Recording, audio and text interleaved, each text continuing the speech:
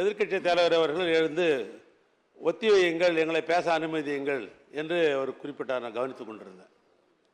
சட்டமன்ற விதிகளை அனைவரும் சட்டமன்ற உறுப்பினர்கள் படித்து விட்டு தான் சட்டமன்றத்துக்கு வருகிறோம்.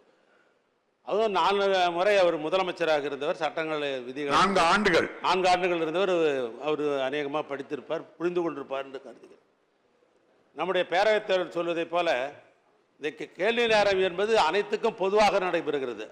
அதுலாம் கிடையாது. பிஸ்னஸில் எதிர்கட்சிக்கும் சரி, ஆளுங்கட்சிக்கும் சரி, தோழமை கட்சிக்கும் சரி, எல்லாத்துக்கும் சமமாக தான் வாய்ப்பு கொடுத்து கொண்டிருக்கிறீர்கள். அது ஒன்றும் மாற்றம் இல்லை.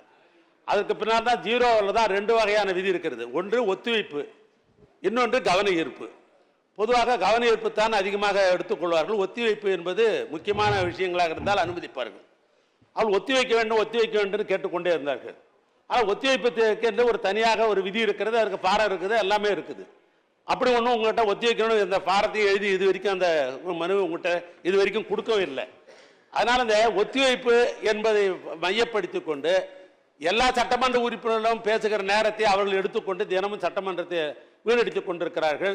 எனவே அதையும் கொஞ்சம் பேரவைத் தலைவர் கவனத்தில் எடுத்துக்கொண்டு இந்த ஒத்திவைப்பு தீர்மானம் என்ன, கவன ஈர்ப்பு தீர்மானம் மீண்டும் ஒரு முறை அவளுக்கு ஒரு கிளாஸ் எடுத்தால் பரவாயில்லை.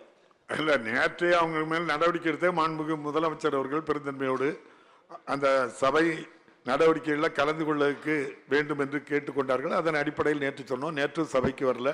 இன்னைக்கு வந்த உடனே சபை நடவடிக்கைகளில் அவங்களுக்கு கலந்து கொள்வதில் என்ன பிரச்சனை இருக்கோ தெரியல.